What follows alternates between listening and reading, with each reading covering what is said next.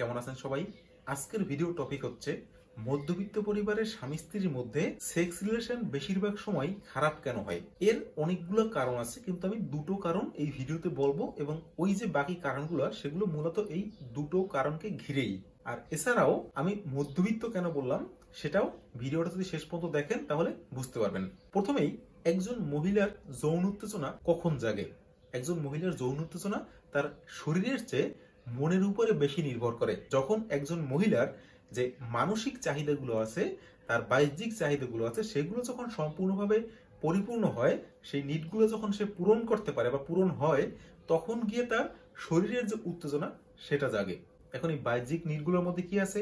একজন মহিলা বাহ্যিক নিডগুলোর মধ্যে তার ফ্যামিলি, তার টাকা পয়সা, সোনা দায়না, তার শাড়ি বা যে কোনো ধরনের জিনিস যেটা সে চায়, প্রসাধনী হোক, এই সবগুলো যখন সম্পূর্ণভাবে পরিপূর্ণ হয়, তখন গিয়ে তার শরীরের উত্তেজনা, যৌন উত্তেজনা সেটা প্রকাশ পায়। আর একজন পুরুষের যৌন উত্তেজনা সেটা প্রকাশ পায় হচ্ছে যখন তার ব্রেন একদম ফ্রেশ থাকে, তার ব্রেনের উপর কোনো চাপ না থাকে, কোনো মানসিক চাপ না থাকে। এখন একজন মধ্যবিত্ত পরিবারের পুরুষকে তার ওয়াইফের এই চাহিদাগুলো পূরণ করার জন্য তাকে চাকরি করতে যেতে হয়, বাইরে কাজ করতে যেতে হয়। যখন একজন পুরুষ বাইরে কাজ করতে যায়, তখন আমরা জানি এই সমাজের কি অবস্থা। তার মাথার উপরে যে প্রেশার পড়ে বা তার বসের যে চাপ, কাজের চাপ।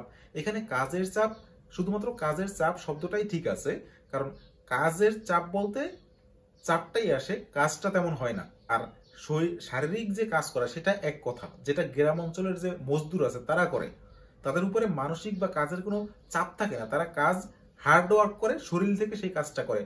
কিন্তু এই শহরে যারা চাকরি করে তাদের উপরে কাজের চাপ আসে, যেটা তার মেন্টাল চাপ হিসেবে মেন্টাল প্রেশার পড়ে। এখন এই কাজগুলো একজন পুরুষের তার ওয়াইফের যে নিড সেগুলো পরিপূরণ করার জন্য করতে হয়। এখন এই কাজগুলো করে যখন সে বাসায় আসে, তখন তার যে মন সেটা ফ্রেশ কখনোই থাকতে পারে না।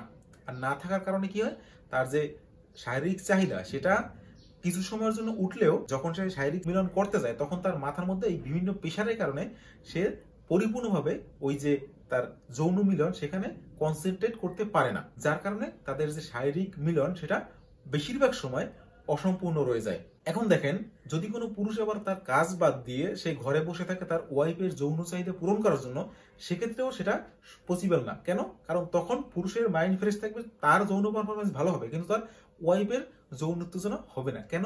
কারণ তার যে বাহ্যিক চাহিদাগুলো আছে সেগুলো সে পূরণ করতে পারতেছে না। অর্থাৎ দুই দিক থেকেই সমস্যা। এছাড়াও আরো যে একটা কারণ, সেটা হচ্ছে একজন পুরুষের শরীরে যৌন উত্তেজনা সবচেয়ে বেশি কখন জাগে জানেন? একদম ভোরবেলা ঘুম ভাঙার পরে, যখন তার মাইন্ড একদম ফ্রেশ থাকে। এরপরে যত দিন গড়ায় তত তার যৌন উত্তেজনা সেটা কমতে থাকে এবং রাতে গিয়ে একদম না থাকে বললেই চলে। অপরদিকে একজন মহিলার যে যৌন উত্তেজনা সেটা সকাল থেকে শুরু হয়, সকালবেলা সবচেয়ে কম থাকে এবং আস্তে আস্তে দিন যত করে তত বাড়তে থাকে এবং রাতে গিয়ে তার যে যৌন উত্তেজনা সেটা একদম চরম লেভেলে পৌঁছায়। এখন যদি রাত্রবেলা অফিস থেকে একজন পুরুষ বাসায় আসার পরে রাত্রবেলা যদি সেক্স করতে যায়, সেক্ষেত্রে কি হবে? পুরুষের যৌন ক্ষমতা, যৌন উত্তেজনা তখন থাকে না। দিনের শেষ পর্যায়ে তার যৌন উত্তেজনা একদম কমে গেছে, তারটা নতুন করে শুরু হবে আবার পরদিন সকালে। আর ওই মুহূর্তটাই তার স্ত্রীর যে যৌন উত্তেজনা সেটা সবচেয়ে বেশি। এখন একজনের কম আর একজনের সবচেয়ে বেশি, এই মুহূর্তটায় যদি দুইজনে একসাথে মিলিত হওয়ার চেষ্টা করে, সেক্ষেত্রে তাদের পারফরমেন্স এটা কখনোই ভালো হতে পারে না। যার ফলে কি হয়, অফিস থেকে আসার পরে তার ওয়াইফের সাথে যখনই সে বারবার ফেল হয়, তখন তার মনের ভেতরে একটা অনিচ্ছা জাগে, মনের ভেতরে একটা হীন ভাব আসে যে আমি পারি না। এর ফলে কি হয়, আস্তে আস্তে সে ওই জায়গাটা থেকে দূরে সরে যায়।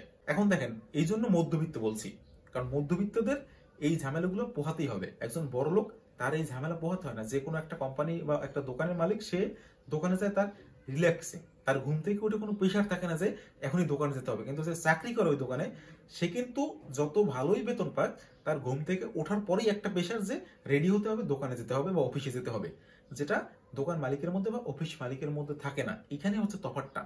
মধ্যবিত্তরা সবসময় সব দিক থেকে তাদের সমস্যা সবচেয়ে বেশি, কিন্তু কাউকে বলতে পারে না। আবার গরিবের ক্ষেত্রে দেখেন, তারা সারাদিন হার্ডওয়ার্ক করে কিন্তু তাদের কাজের প্রেশার নাই।